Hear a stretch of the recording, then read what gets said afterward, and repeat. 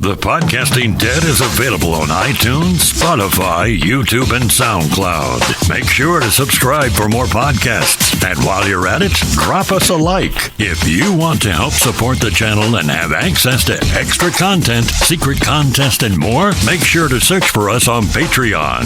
Patreon.com/thepodcastingdead. All right, it's time to get weird on a Wednesday. Normally we are like one topic type deal. But to be quite honest with everyone, we just hadn't had a chance to sit down and research and pick a topic. And we apologize for the third week of no particular subject aimed Weird Wednesday. I promise we'll get back on track. I was sick last week. You had, was it the week before that? Our schedules were all jacked up. So we're doing the best we can. We promise to get back on track with that. But for right now, we're going to talk about I think we're going to talk about a couple of different things, starting with the coronavirus. Now, JP, you think that this was manufactured, by the Chinese in Iran? All right. Well, yeah, there's a massive swath. There's a big concentration of corona that's been detected in Iran, and apparently there was a group of Chinese scientists, and there's a couple schools of thought on this. They were in Iran developing a biological weapon which escaped, affected large swaths of people in Iran, also, of course, made it back to China for their research purposes. Another school of thought is that the coronavirus did originate in China, whether it was man-made or not, and these Chinese scientists going over and helping Iran develop a nuclear weapon, which, I'm skeptical on nuclears, but regardless, going over there and helping the Iranians develop something nefarious. We'll just leave it at that. Okay. And they brought the corona over there with them, which started the infection in Iran. But I'm leaning more towards the Chinese and the Iranians are in league developing a biological weapon on Iranian soil.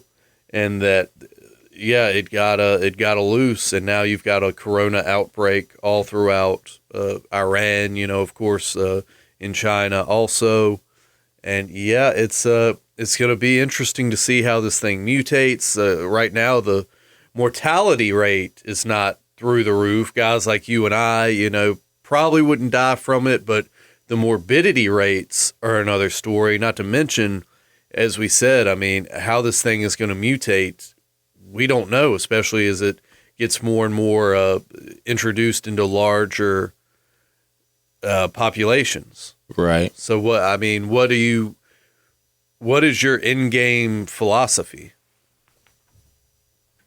My philosophy is that I'm staying the hell home. But no, like you said, the thing is that that's the problem is right now it's not doing anything as far as killing people like you and I. But you mentioned mutation, and that's exactly right. That's the scary thing, is that it could mutate to become far more deadly. You don't think?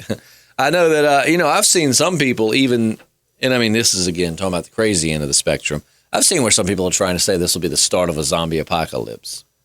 Dude, don't cut anything short. There's a lot we don't know right now, and I think it's interesting. I'm sure you've seen the same chart. I don't have it in front of me, but for the last 20 years or so, every election cycle, 2000, 2004, so there's some kind of purported potential pandemic, disease, whether it's SARS or swine flu. What do you think about that?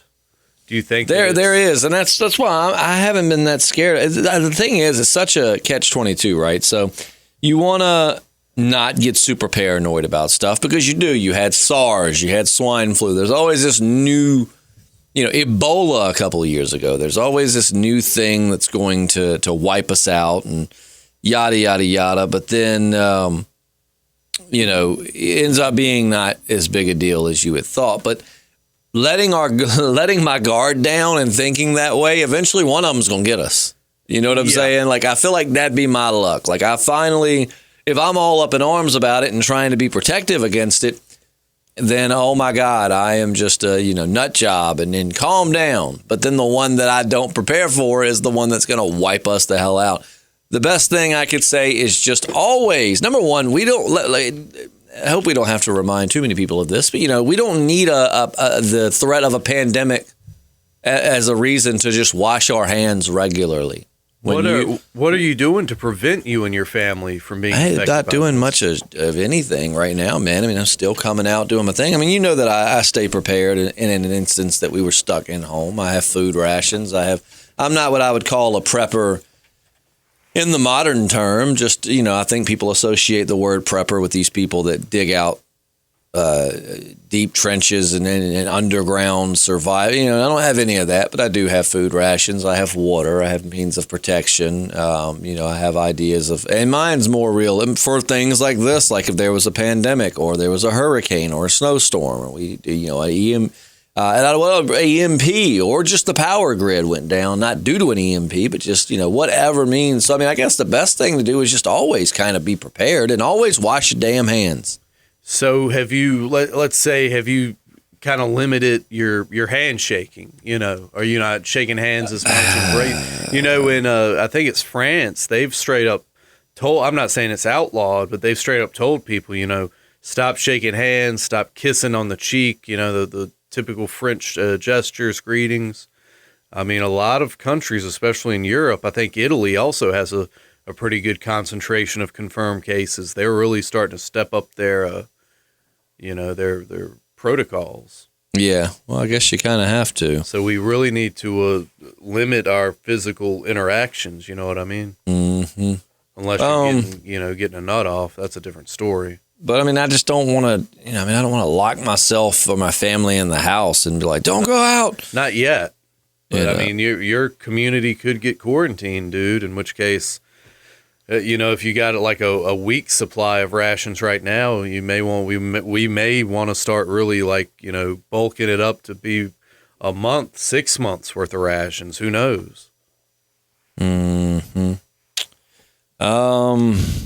I don't know, man. What are you doing to prepare? You're asking me all these questions. What are you doing to prepare? Well, I'm doing the research first thing. It's just like a treasure hunt. You need to spend just as much time in the library as you do out in the field. Okay. Nonetheless, I am, like I said, I'm pricing some bulk MRE packages, Infowars.com. They have a big sponsor. Oh, God. Shut up, man. Shut up. One of their biggest sponsors, and I forget the name of it, but it's a MRE. I should have known. Which, I mean, it's all. I mean, I apologize for saying shut up. It was just you promote whoever you want to promote. I did think it's funny that JP was we were talking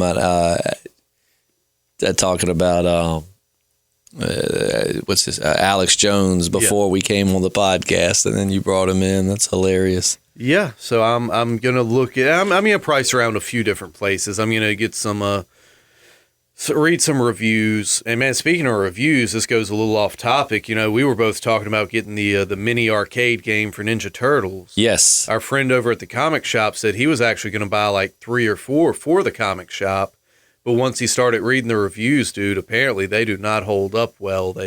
One guy bought one of the Marvel, whatever it was, said like the day he got it, the joystick had already apparently it's just not, it's not made for the kind of gameplay you're used to, like in the arcade. You know what I mean? Right. So I don't know. That kind of bummed me out, but not really sure what that has to do with the coronavirus or what we've been talking about. But I do appreciate the heads up, and I will make sure to maybe avoid buying that. Well, we should do more research in all assets and facets. You see what I mean? Well, yeah. Everybody should do research for sure. Just cite your sources, yeah. Which I'm super bad about. Yeah, that's important because you don't want to go stealing somebody else's work. No, but what do you think your creek will come in handy should the corona spread and you're quarantined? Oh, without a doubt. I mean, unless the water gets the water's tainted. Tainted, yeah, absolutely. I think it will. But, like I said, it's a lot of it runs over rocks. Yeah, it'll be a great water source. So if the Chinese did engineer this coronavirus, what do you think their ultimate goal is? I mean, really, who can say, right? Maybe to cripple the U.S. Maybe they're not happy with the tariffs and the way, Trump love him or hate him, and we're not going to get political here. We're not. But one thing that he's done is he's definitely put pressure on China in certain regards. Exactly. And perhaps they don't like that. So maybe, this is their way of crippling the U.S. as a way to say, F you to Trump. Well, a few short weeks ago, you were telling us about the Havana syndrome and about how China possibly attacked a U.S. embassy with some kind of energy weapon. That wasn't China. That was Cuba. Was that Cuba? I thought it was an instance of it in China as well. Was it? You might be right. It's been a while since we've discussed that. Yeah. I know most of it was in Havana, but you could be right. Yeah, I believe you had told us that it occurred in China as well, and they're both communist nations, so I'm sure they, China kind of has its fingers in the pudding with Cuba. Right. So, I mean, do you think they're just developing all these different forms of assault weaponry to come at us, be it biological, be it energy, who knows what else? And I'm sure, on our side, we're developing the same kind of stuff. An arms race is an arms race, whether it's nuclear, biological, chemical, what have you. Even super soldier program. We talked about the super soldier pigmen, and we talked about the weaponizing of Sasquatch, over the last few months. I love the super soldier pigmen. Yeah, I mean, China's doing a lot of things with those. I mean, their hide is thicker than ours. We can both admit that. You know what I worry about? I never, we don't think that the zombie apocalypse is ever going to happen. But in today's world, it's like, and I think I'm having deja vu. We probably talked about this on a past podcast, but it's almost one of those life imitates art type things. Like, sure, we might not have ever had one, but now that it's in film, you don't think somebody somewhere out there is trying to cook up a zombie virus? And not only that, man, sometimes I think that information can some people are so tapped into the nexus that they could be, obtaining information from our future, whatever remnants, survived and had to rebuild society. And maybe they're putting this stuff out there so we are kind of aware, hey, this can happen, this may happen, this is going to happen, and this is what you need to do to survive. Right. Yeah, I mean, who's not to say? I mean, because back in the day, when you think about it, the zombie virus was a perfect wartime weapon. You just launch it over to the enemy, let them destroy themselves. And like with Resident Evil, a friend and I were discussing it a while back, talking about they would launch the virus, whoever bought it would launch it into another country and then let them all turn it into zombies and then just send over a couple of Mr. X's and Nemesises, and they would just destroy the leftover zombie population and boom, you run the country. Yeah. But I feel like there's some mad scientist or maybe just some meth head sitting in his lab trying to cook up a zombie virus. For the longest time, I was like, I mean, it's fun to fantasize about, but come on, we know that's never going to happen. Possibly. But kind of as time marches on, I'm starting to think, I don't know, man, there's some crazy people out there. All it takes is somebody who's savvy in the art of chemistry.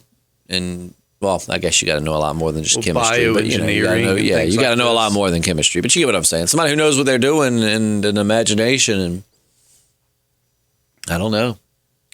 Yeah. Do you ever think, you look at things like biblical prophecy, a lot of people like to link it to current events, or even stuff like Nostradamus. Do you think there's something out there beyond our understanding that looks at time kind of spread out almost like a topographic map and just tries to feed information to people throughout history? Are you asking me, do I believe in God or like an extraterrestrial entity? Not God, not necessarily God, but these prophecies, they thought is being handed down by God, but it's more so just a non-linear being, so to speak. Like Dr. Manhattan. Something of that sort. And, it's delineating information down throughout history to different people in different places, different times, to hopefully stop, egregious things from happening.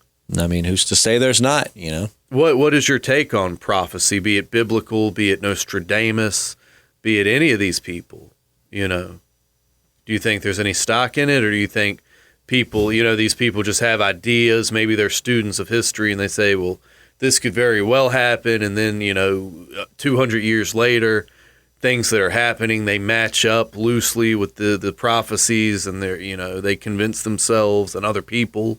I really don't know what my, it's really one of those things, like, what can I say? The rational part of my brain wants to say, I don't put much stock in prophecy. Mm-hmm. But then you do have some prophecy that, has had some relevance that definitely seems to be, it's like some prophecy is very generic, right? Like you can make one day a great tower will fall and nations will mourn, and then boom, you're talking about 9/11, and it's like, well, that's not a very specific, you know what I'm saying? And I'm not saying that that's one example. I'm just giving an example of what it could be. But like I said, then there's some that are very specific, and they're kind of hard to ignore. Some of Nostradamus' stuff, man, was chilling, because he did name places and names that were very similar to what ended up happening. It's been a long time since I've studied that Nostradamus stuff. I know Penn and Teller, called BS on it, but they're not my God, so. Yeah, I don't know, man.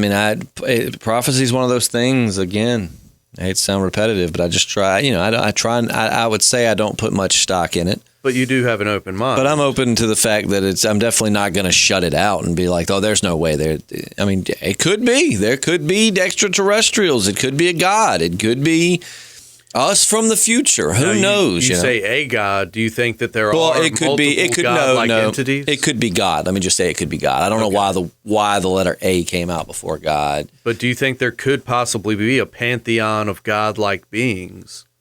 The universe is a big place. Yeah. I know, of course, I was raised Christian, so I was always raised that there's only one God. But, it could be being sent from God or a God. Let's just go back to that. Or a God. Really, though, I definitely, I don't know. It's one of those things. And again, that's what I say when it comes to religion, man. It's like, I don't know. I don't know what I believe. I don't know, I don't know. I'm definitely not shutting away the idea of anything, to be honest. You know what I mean? Yeah, it's weird, man. In the creation story, they actually use God in a plural sense. I was trying to pull it up because it's been so long, but it's kind of startling. You know what I mean? Do they really? Yeah, I was gonna see if I could find it here. It's been a while since I've went through this stuff. Concerning the use of plural in Genesis 1:1, it is difficult to argue that it's being used in the sense of a plurality of gods. So the third person, oh man, I wish I could. I'll try to, but it is weird, isn't it? It's bizarre. Okay, here it is. Genesis 1:26, and I don't know what if this is King James. I don't know what edition of the Bible, what translation, but this is how it goes, according to what my phone just brought up. And God said, "Let us make man in our image." Wasn't he talking to the angels? Well, that's the question, I think I had always been told he was talking to the angels with that. But I don't know. In our image, and let them have to blah blah blah blah blah. In our image and our likeness. I know my pal Skippy thinks he was talking to like Jesus because he existed kind of non-linearly like God. Even though he hadn't come to Earth and been born of Mary, he still existed. From time immemorial. I don't know if I buy into that, but I don't know, man. It's one of those that kind of makes you scratch your head. Yeah. Like I said, religion's hard for me to gauge, man. I was raised a certain way, as a lot of people were, and I'm open-minded to a lot of different things, and I really don't know, I don't know if they're, I know, of course, if you believe in the Christian God, then it is just a terrible sin to even acknowledge that there could be other gods out there. So, it's weird, man, because, you got the Trinity, which is weird. You got God the Father, God the Son, which was way different than the God of the Old Testament. How does all this stuff add up? I don't know. Were you the one telling me a while back that somebody was saying like that the New Testament God like defeated the Old Testament God, or Well, the Gnostic Gospels, the Gnostics, one of the earliest Christian sects that eventually were just, demonized. They kicked all that stuff out. But yeah, they believed that the God of the Old Testament was a malevolent, evil force that, totally wholly separate from the God in the New Testament, because he was throwing plagues on the Egyptians, killing firstborn babies, all this stuff. So yeah, that's what the Gnostics believed, and I think it's an interesting concept to ponder. That the Old Testament was just a whole different God that eventually was replaced by this more gentle, loving God of the people. right? So I don't know, man. Like I said, I'm hardly a biblical scholar. I've studied certain things, but with how I abuse my brain, some of it sticks, some of it doesn't. If only we could have our pal Julius in studio. Now Julius, yeah, he definitely knows a bit more about the Bible than I do. He still doesn't think that there's flat Earth references in there, and that's his right. And I don't know that I do either. Please tell me where the flat Earth references are in the Bible. I'm not saying you're wrong. I'm saying educate me. Tell me where they are. Well, there's several instances where they speak about an immovable firmament with they basically talk about a dome up above in the Hebrew. Right. So, immovable, obviously, it's not something that's rotating or, orbiting the sun or anything. I can try to pull up some passages. Yeah, I'd like to hear that, because I've heard you mention that before, but I've never actually been able to research as to, as to where. Yeah, like I said, I've read different passages. I don't have them. I'll try, because, of course, whenever you type something like this into a browser, it's going to, give you a bunch of things disputing it. And, which, there should be an argument on both sides. But, well, I said that I think the algorithms throw more negative information and misinformation and disinformation than other sources. Well, I want to know.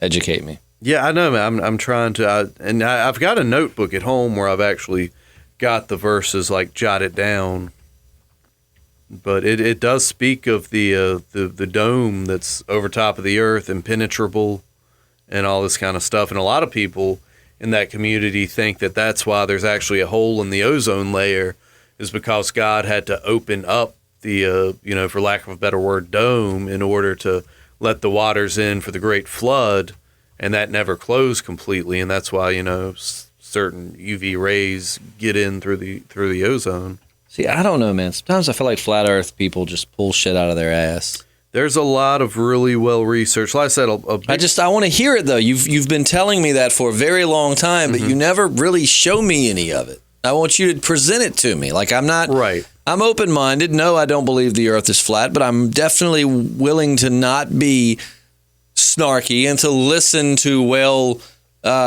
put together evidence and things like that. But I've not had it presented. Like, I want to see it. I want to hear it. Because I watched that terrible documentary on Netflix, which was nothing but showed how the flat earthers' main leader is just a narcissist. Right. Well, one thing that really got me peeved the other day, man, I'm in the car listening to some kind of talk radio, and they, they're making fun of something, and they say, well, maybe somebody from the Flat Earth Society believes that, but the Flat Earth Society is the biggest disinformation campaign out there. Like, no genuine flat earther subscribes to that. They're out there strictly putting out nonsense to make the whole movement look nonsensical. So, were you the one that said you thought that that was like a government ruse just to spread misinformation and make them look like a bunch of... Yeah, the Flat Earth Society, absolutely. I don't know if the government's involved. I don't know who exactly set it up, but yeah, that's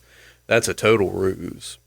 Like I said, I can. There's a lot of great sources with a lot of information on it. It can explain it a lot better than I can. So, but it's just digging deep and finding the right sources, and then determining for yourself, what you believe to be truth, and what's fallacy. And I can't tell you what to believe. All I can do is tell you what I think, and what I've read here and there, and try to patch it together?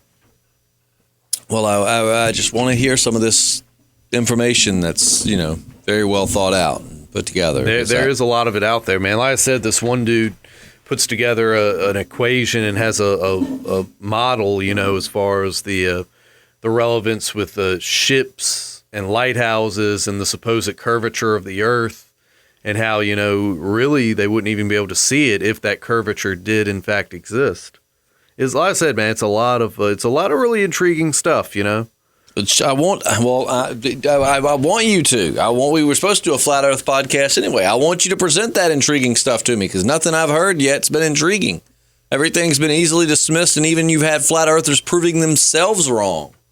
Like on that documentary, I mean, they like 2 or 3 different times they set up these experiments to prove that the Earth was flat, and instead all they did was prove that they were wrong. I mean, they were shooting themselves in the foot. So I would like to see this convincing stuff. I don't put much stock into a mainstream documentary on it. I really don't think they would get anyone who can hold their salt with an argument like that.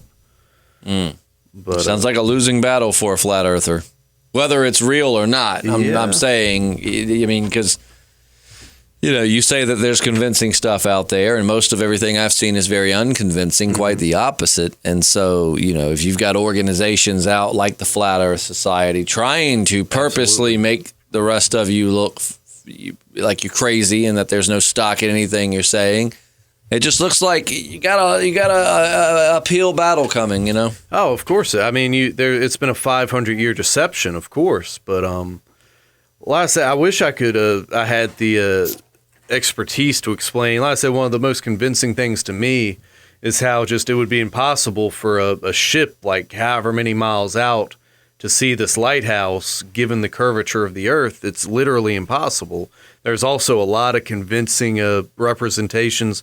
You look at different flight paths, it's very very compelling. I'm open to hear it anyway. To me anyway. I'm open to hear it. I just compelling to me. I need to hear it.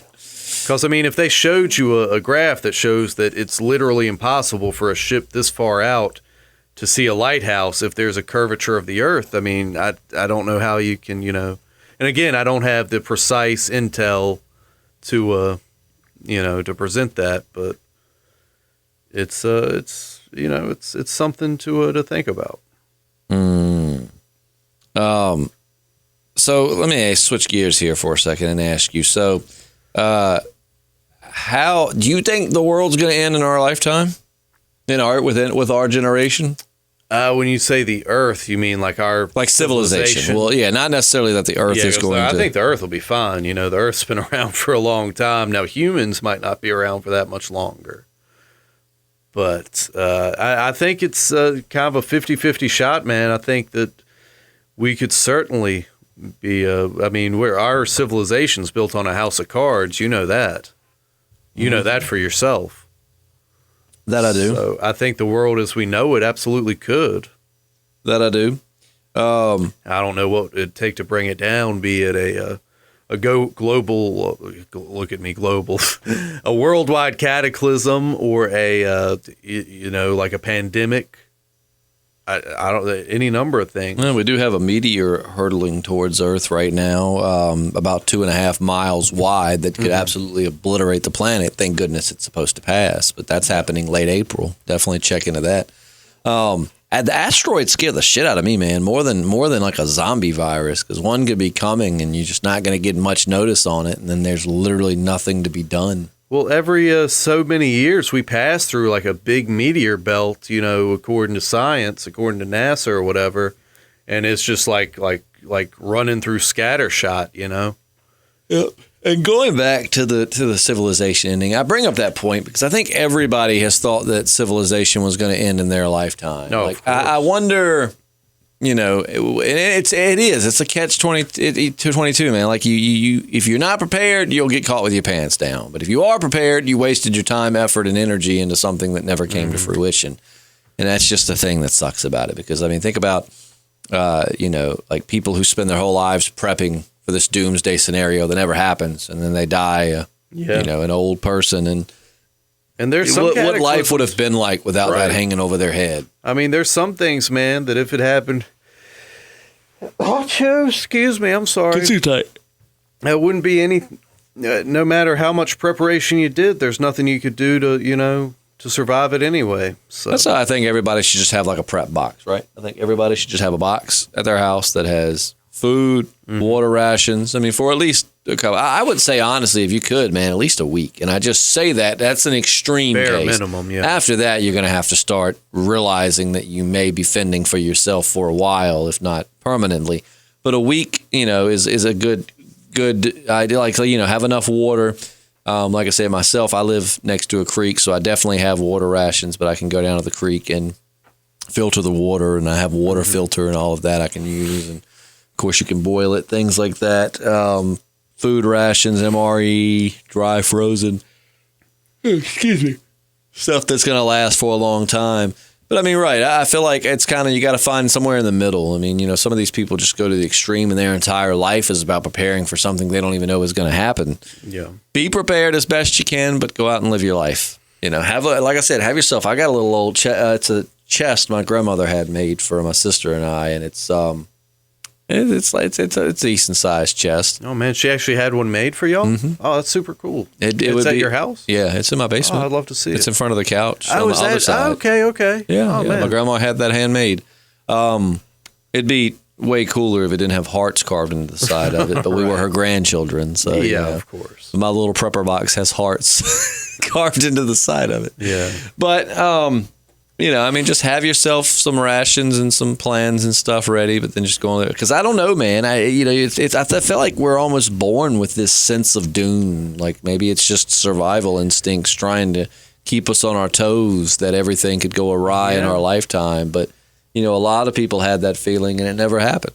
Well, I think we're an animal that understands that our life is limited, that we are going to die. So obviously we kind of, wonder whether this whole thing is going to end, not just our life, but this whole thing we're living through. Right. It's one of the burdens of self-awareness. Yeah. I mean, we know our life is going to end, so we know ultimately everything will end. So it's just a matter of when, how, and everything. Oh, yeah. Do you believe, like the heat death of the universe, that eventually every star is just going to burn out and there'll be nothing but dark, cold, the only consistent energy that'll be left in the universe will be gravity. In the heat death, man, like there's a great video on YouTube that I was watching that is the heat death of the universe. And it just shows the process. I mean, we're talking billions and trillions and quintillions, numbers I can't even pronounce, of years in the future, how everything will start to die off, and how at one point there'll be nothing left but little light particles. Mm-hmm. And eventually, there will be nothing. And it's such a crazy concept to really wrap your brain around. You hear me say the word nothing and you think nothing, but when you watch this video and you really get a grasp of what nothing really means, just nothing. There's no passage of time, which that's a human construct anyways. Yeah. There's no passage of time. There's there's nothing. It's just a void. I mean, you can't see, you can't. It really makes you feel small. It really makes you just see how insignificant, so small in the grand scheme of the universe, so many little things we fret about really truly are. Does it make you, in a way, kind of go crazy? Just like nothing we do really matters. No, I'm not a nihilist. No. I mean, everything we do matters. But I mean, life is going to be, well, even if it is going to be dark, one day it's going to be dark. But I mean, that's going to be way, way, way far in the future. In between now and then, people are going to live, and there are going to be lives, and there's going to be interaction. And so the things we do now, even if it all ends in nothing and we don't transcend this universe and we die right along with it, I mean, at least our time here was marked in joy. So even if it eventually just all gets just erased, gone, nothing, what we do in here and now does matter. I think so, yeah, because it affects the lives of others. It's the quality of life. But even if they're like nothing matters, I know it's just chasing a tail, but it's It's weird. Are you to having think like an about. existential crisis over there? Oh, I live in one. I'm with you. I know. I mean, and while I sound like I'm Dr. Phil over here, no, I mean, I definitely have these, I have these thoughts too. Like, what's the point of it all? Let's just purge each other out of existence. Yeah. It's like, no, I mean, I do like to think that, it's something, and it sounds silly, but like if something as little as just being nice to somebody can make their day better, which can lead, I mean, it's just this butterfly effect of, whether we're going to survive through it all or not, you're talking trillions of years into the future. And, at least while we're here, why not make it an enjoyable trip? Do you go to the beach, go on vacation? And when somebody says, let's go out to eat, let's do this, do you go, there's no point. We're going to have to go home eventually. Oh, yeah. That's why I hate vacation. No, you do not. I do. JP. I know. When do you know me to ever take a vacation? All right. Well, no, I've seen you on the beach a couple years ago looking very festive and like you were enjoying yourself. I'll take a little weekend trip every now and then. You were enjoying yourself. And that's the point, is that while you're there, you don't do nothing because you're going to have to go home eventually. You make the most of the time you have there. So that's why I think that heat death or not, that it's important to just, make our time here as positive as it can be. And it's been a lot of darkness along with our existence, I will say. But, the good thing about darkness is you can always just usually shine a light and change it. Maybe, yeah. JP's not a nihilist. Don't let him fool you. No, I'm not. But it does make you wonder. Didn't you one time tell me the human eye could see like 20 miles or some shit like that? I don't remember saying that. How far do you think the human eye can see? Dude, I got no clue. I swear I thought in the past. I may have. I don't know. I swear you gave me like some 20 miles or 50 miles or just something crazy. And I think we got into an argument because I was like, dude, I don't think you can see but a few miles.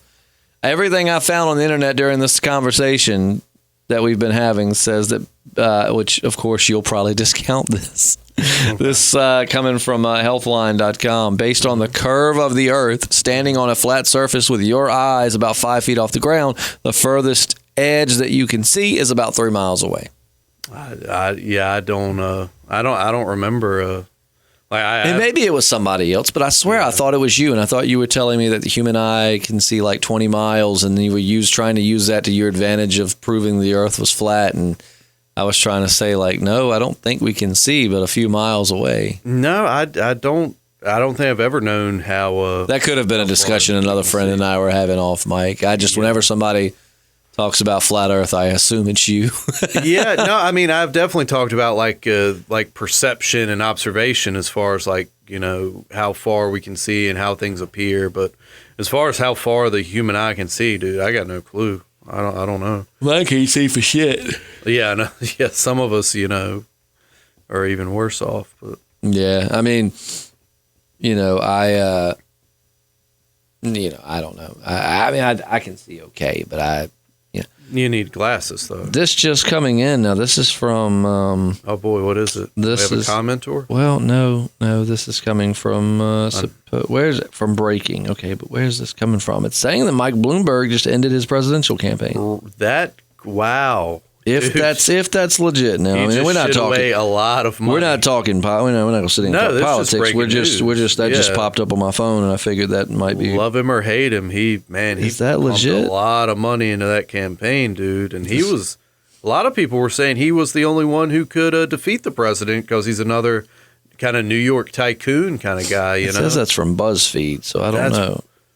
Yeah, I'm seeing this on my breaking. Michael Bloomberg is suspending. Yeah, there we go. Campaign. Yahoo.com. Michael Bloomberg ends his presidential bid. Wow. Mike is out. After all those ads. Like I said, forget whether or not you think he'd be a good president. This dude spent a lot of money on his ads. That's a lot of money he pissed away. This is on Axios. I just clicked a random thing. Michael Bloomberg, who spent hundreds of millions of dollars to self-fund his presidential run, announced hundreds of millions, dude. Hundreds of millions. Yeah, that's wild. Oh my God. Wild. He must feel even worse than old Vince McMahon when he blew all his money twice trying to get Linda into Congress. Oh, I remember that. Yeah, trying to get Linda McMahon elected to Congress. Was she running Republican or Democrat? Republican. And the president actually gave her some kind of post, some kind of just bullshit post in government. But no, that's why WWE sucks worse now than ever, because with her trying to get into politics, they had to kind of PG it and tame it down, because her opponents were pulling up videos of Vince McMahon in the ring, like basically just about sexually assaulting Trish Stratus, which made for great TV, especially for a pubescent JP, man. I went to my room after that Monday Night Raw and showed off. You showed off. I showed off, brother. That's an interesting Hit way. the ceiling, that stuff did. But, I didn't need to know that. Yeah. It's probably still up there. Well, it might be wise to, No, that's the new landowner's problem now. I ain't lived there.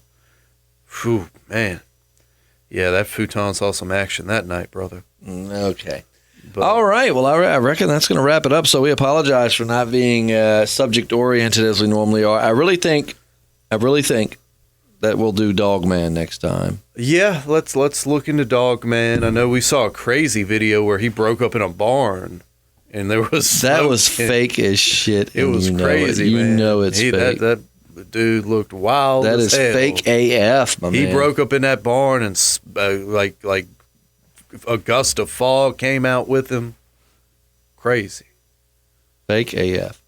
But yeah, maybe we'll talk about Dogman. I just like I said, the thing that kind of kept me from really diving into it was just that a lot of it was just like werewolves. And you don't believe in there's werewolves. not much lore there that hadn't been covered before. I mean, we get it. Werewolves, they go from a man to a wolf in the full moon. They howl, kill people, and then they go back at the end of the night, and Silver kills them. And Yeah. I mean, I know there's probably a lot more of the lore than that, but we all have the gist of it. But we'll see. We'll look into it. Actually, on my YouTube, just to show how super serial I am, on my YouTube library, if I go into Watch Later, I have, let's see what the name of my playlist, let's see what the name of some of these are, just to show you. I'm going to be listening. So I have one video on here called 12 Bigfoot and Dogman Encounters, 15 Dogman Encounters, and 25 True Skinwalker and Dogman Encounters. So I'm going to listen to those and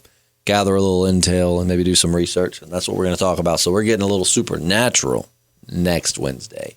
But in the meantime, patrons, don't forget, Patreon exclusive podcast out tomorrow morning. If you are not a member of our Patreon, I highly recommend just checking it out. For as little as $1 a month, you get extra content. We're about to start doing giveaways. And actually, I think maybe this Thursday would be the time to go ahead and we're going to start with our first giveaway. Next week on the for the YouTube on the Walking Dead podcast next week. Also something on Patreon. You say tomorrow, which is we nice. could go ahead and get that going. Oh, well, I don't know if you saw the comment. Dee just was tickled pink with our Patreon cast yesterday. Oh, really? She said she was laughing out loud at our stories, and she really needed it.